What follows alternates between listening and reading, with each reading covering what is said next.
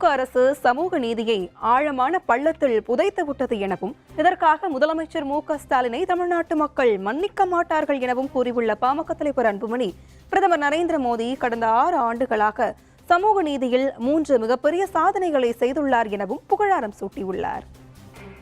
கடந்த 6 ஆண்டு காலத்தில் இந்திய அளவிலே சமூக நீதியில் 3 பெரிய சாதனைகளை செய்திருக்கின்றார் நம்முடைய பாரத பிரதமர் மரியாதைக்குரிய நரேந்திர மோடிஜி அவர்கள்.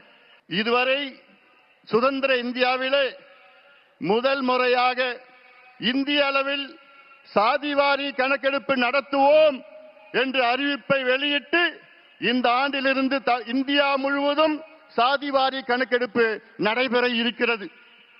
கடைசியாக இந்தியாவிலே சாதிவாரி கணக்கெடுப்பு நடத்தியது வெள்ளையர்கள் காலத்தில் 1931 95 ஆண்டு காலத்திற்கு முன்பு நடைபெற்றது. அந்த பழமையான தரவுகளை வைத்துத்தான் இந்தியா முழுவதும் இடஒதுக்கீடு நடைபெற்று வருகிறது. அதை மாற்றி அமைத்து நவீனமான ஒரு இந்திய அளவிலே சாதிவாரி கணக்கெடுப்பு நடத்துவோம் என்று அறிவித்த பிரதமர் நரேந்திர மோடிஜி அவர்களுக்கு எங்களுடைய பணிவான நன்றிகளை தெரிவிக்கின்றோம்.